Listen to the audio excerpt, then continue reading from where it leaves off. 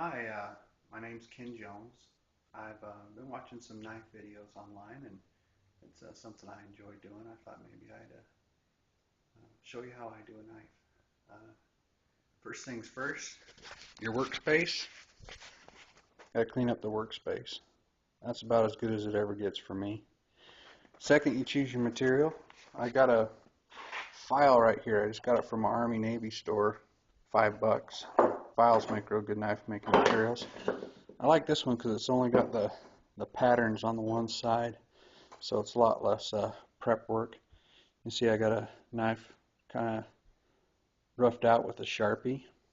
Uh, Other things you can use is like right there, it's a cement saw blade that you use for cutting cement. I've made a couple knives out of that, and got some antler for handle material. I think actually with this one I'm going to do some wood that I got a hold of. But so first things first, I've already annealed this. You see all the rust and stuff. That's because I've heated this file up. If you try to work with something that's as hard as a file, you're just going to go through tools because it's tool steel, so it's as hard as your tools already. So how you anneal it is you need to heat it up to about 800 degrees Fahrenheit. Hot charcoal, like in a barbecue or a coffee can, will do that for you, and let it cool really slowly. So just shove it in the middle of some hot coals and then let it sit overnight. It cools off slowly, and when you're done, it's soft enough to work with. So here's my first two basic cuts.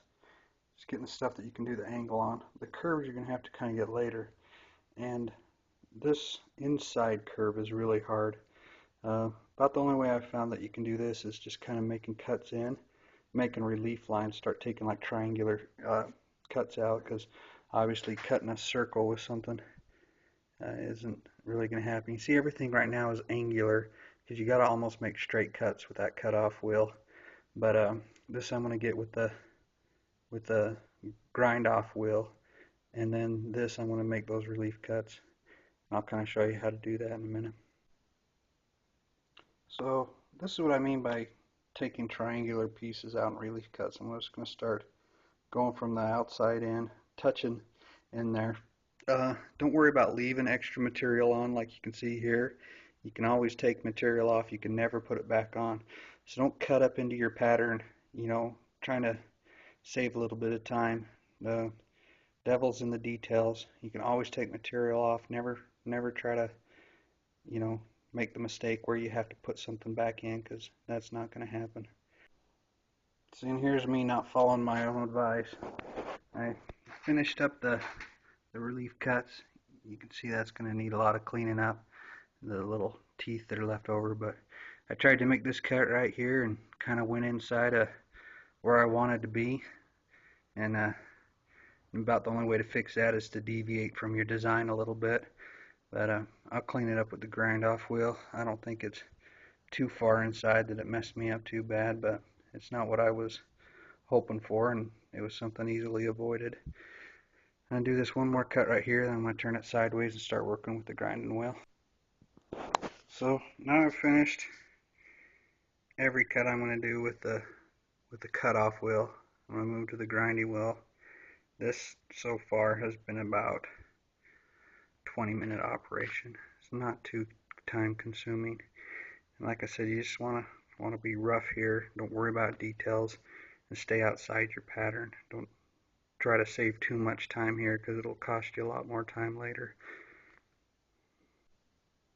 First thing I'm going to do is take this pattern off the file marks. Two reasons. One, it's not very aesthetic on a knife, and then two, you see how thick that piece of steel is. It would be disproportionate if I left it that thick for that size of a knife.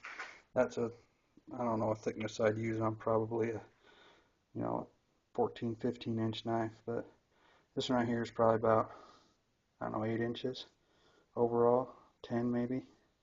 So it needs to be a lot thinner, otherwise it just kind of looks clunky. It needs to be thinner the smaller you go, just to keep it all in proportion. I'm just going to grind these marks away, make it nice and smooth, and then I'm going to turn it on edge and get rid of all the tool marks and round off the places that are angular right now that I want to be rounded. So here it is with all the tool marks off. And you can see, you need to be careful, it gets hot. All this blue and black right here is oxidation that takes place when it gets really hot, which brings me to another tool that you need to have out here at all times, and that's a jar full of water.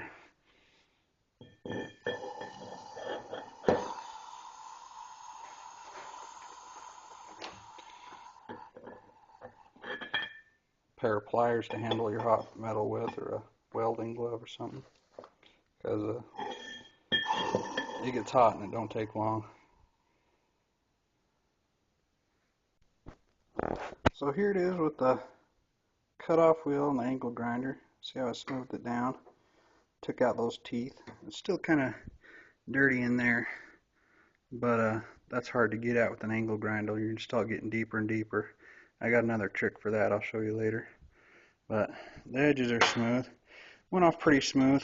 Did take that one cut right in here deeper than I wanted to, and as a result I kind of had to shave down the belly of a knife here to make up for it. But just that one little mistake, and so far so good. I think I'm going to take a little thickness off too. That's still a little thicker than I like for a knife this size. But that's just more of the same. Nothing new there. Just start grinding on this edge and get to that.